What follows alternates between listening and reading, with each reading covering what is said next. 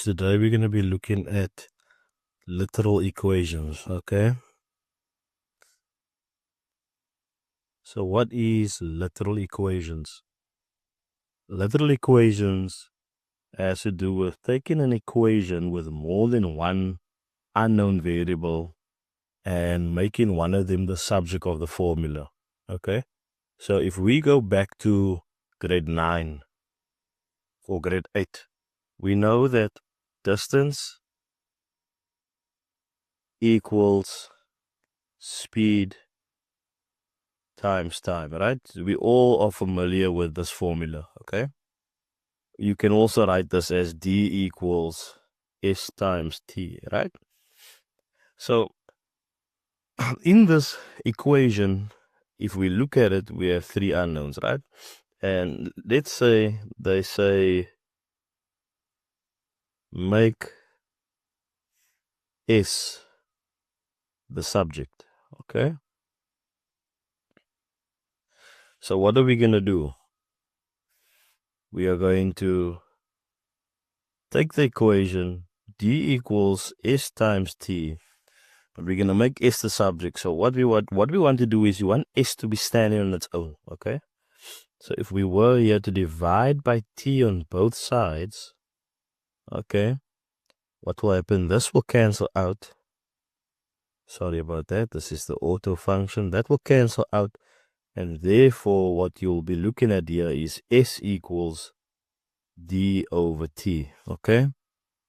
Or you can say S equals D divided by T, right? So this is basically what literal equations is all about. It's making something the subject of the formula. So if we were to take something more complex, like you would find in your grade 10 syllabus, okay? Let's get an example here. Okay, let's call it example 1. If we use the equation as 2 times 3x plus 6y equals 18, and they ask us, sorry, can we just make this better for you? And they will be asking now to make x or solve x, right? You can either make x the subject of the formula, or in this case, you could say solve x, okay? So how are we going to go about doing that? We want to get x on its own. But remember, we first have to distribute here, right? 2 times 3x, and we also have to say 2 times 6y, right? So let's do that. So 2 times 3x is going to give you 6x, right? And 2 times 6y is going to give you 12y, okay, which equals 18. Right, and what we can do is we can take 12y over the equal sign. What are we left with?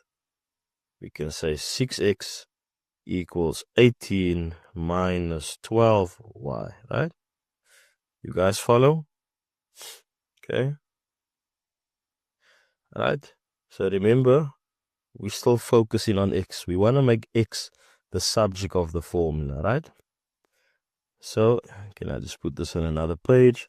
So what will we left with there? We had 6x equals 18 minus 12y, right?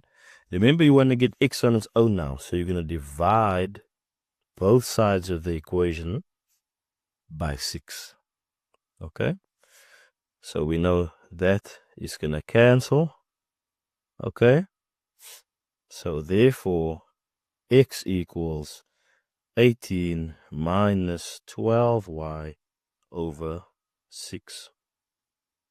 Okay, we can either leave it like this, or I would say we can simplify it going for a further step. Okay, we can therefore say that x equals 18 over 6 minus 12y over 6. Why did I do that? I had a common denominator of 6, right? Which means I could split that fraction into 2. Okay, I'm working backward now. So I know that 6 goes into 18 3 times, and 6 goes into 12 twice, left with y, right? For x equals minus 4r plus 2d. Okay, and then they ask us to solve x. Okay, so we know, again, we make x the subject of the formula. Why? What do we want to do? We want to find x on its own, right? We want x to stand on its own. So if we say 4x equals minus 4r plus 2d, we can divide both sides by 4. Okay, and why 4? We want x on its own. Okay, so this will cancel, and therefore x will equal minus 4r plus 2d over 4. Okay, but like I showed you in the previous sum, we're not done. We can still simplify this further, right? How are we going to do that? We are going to work backward. We're going to break this fraction into two parts because we have a common denominator, okay? So let's do that. Minus 4r over 4 plus 2d over 4. Okay? Right? So why is this doing this? Okay. Right. So again, we know we can have some cancellations here. 4 goes into itself once. Okay. So what am I going to be left with there? You're going to have minus r. Okay. And we know this over here will give me a half, right? If we divide that fraction by 2 on the denominator and the numerator, we're going to be left with 1 over 2d, right? Or you could say, therefore, x equals negative r plus d over 2. Okay? And that's all for today, guys. Please watch the space. My next video, I'll be going a bit further. We'll do more in-depth calculations on literal equations. And that video